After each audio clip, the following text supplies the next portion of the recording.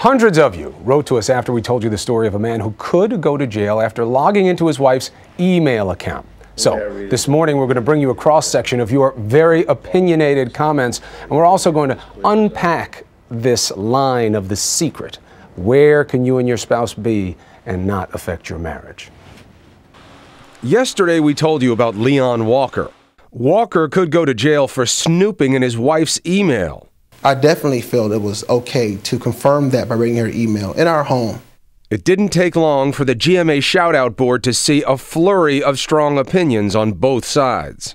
You live together, you pay bills together, wrote one viewer. You should be sharing everything in your personal and private lives as spouses, and that includes emails and social network accounts. Norma Cook Everest wrote in too, and we reached her on Skype. Each of us does need personal space, and we need private places in our lives to keep our thoughts and our ideas and really to communicate freely. But there are so many new places in our electronic world. Emails, text messages, social networking sites. So many of our conversations are being transmitted over the airwaves and internet. Raises the question, what can get you in trouble these days? At what point do secrets go too far? Being able to get access to people's calendars, to be able to stalk them, to know where they're going, to be able to access the social networking sites. So once you have this realm of public information, the areas in which you can invade privacy become endless. That includes secret bank accounts, secret friends, even secret shopping. David and Brooke Ashton are newlyweds. Congratulations. But would they snoop? Yeah, but I think I would tell her first. I'd probably tell him also. I don't know before or after, but... Others, however, differ, even amongst themselves. No. I mean, once in a while, if his phone vibrates on the table, I might take a peek. Really? To be helpful. Ultimately, legal experts say, best to set some ground rules. If they don't agree on what information should be shared up front, there may be signs that there are bigger problems in place. This makes my hands sweat for some reason. All right, so let's talk more about the legal and emotional consequences of a situation like this one. On the legal side, we have analyst Robin Sachs, who you just saw there, and she's in Los Angeles with us this morning. And here in New York, we have couples mediator Lori Pugh, the author of the best-selling book, Fight Less, Love More, 5-minute conversations to change your relationship without blowing up or giving in. Thanks to both of you for being here. Robin, let me start with you, specifically with the case that we covered yesterday with the man in Michigan. Do you think he goes away for what he did?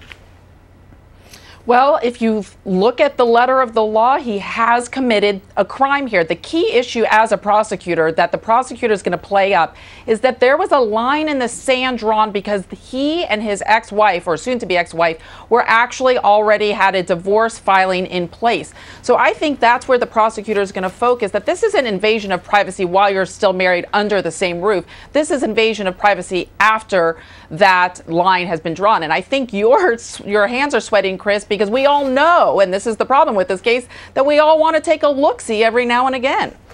Well, okay, so I get you. That line of the sand, there's a fact there that's going to turn that case about where they were with the course of the divorce. He disputes it. I get that. Now, in general, laws will vary from state to state. But in general, what do you see, Robin, across the country in terms of how we police spousal interference in our digital lives?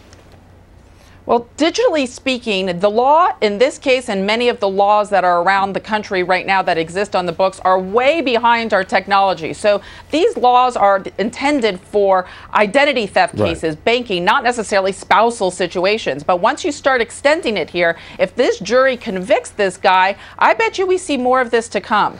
Right, and let's be honest here, opening this up to Lori on the emotional side. The real concern here isn't going to the big house, it's going to the dog house, you know, with your spouse. So on the emotional side, Lori, what are the rules at play here about what you should be able to see in my BlackBerry or online? What do you think?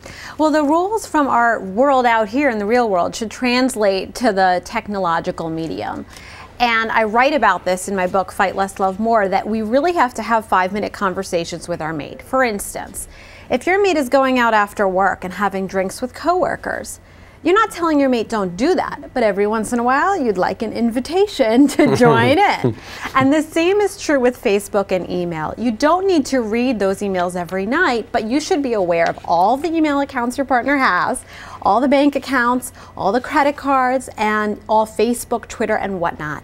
And if you want those passwords for comfort, then you should ask for them. This is sticky though, right? Okay, so let's play it out. You see on the BlackBerry I have a password, okay? You say, oh, you have a password on your BlackBerry. Now, if I'm going to say I don't want you to have the password, how can I do that and not sleep on a couch? Right. Here's how to persuade your mate, and this is really the key thing about verbal communication, how to say it the right way. You want to say to your mate, listen, I understand you want privacy, but it really makes me uncomfortable and it makes me feel suspicious. I don't want to be suspicious. So can we put the relationship first and allow each other, and you give me yours, I'll give you mine, and let's be an open book with one another, and I'm not going to abuse it.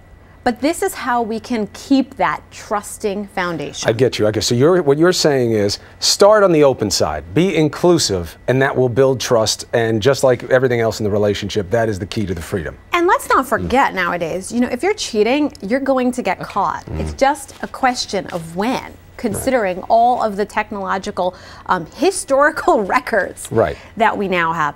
So be proactive, couples have that conversation tonight. You should know everything. And you know, it's just like in a home, we have an expectation of privacy. If a door is shut and your partner's in the room, you're gonna knock on the door. Apply it to all sides. But you expect to hear come in. Gotcha. I got you. Lori, thank you so very much. God bless and good luck with the baby. Thank you so much, Chris. If it doesn't go well, you got Robin Sachs in Los Angeles, a great attorney, so we can turn to that side. Thanks to both of you for this. Appreciate it. This conversation clearly far from over. I can hear the controversy out there. Weigh in on the shout-out board, abcnews.com/GMA. We'll keep following on this.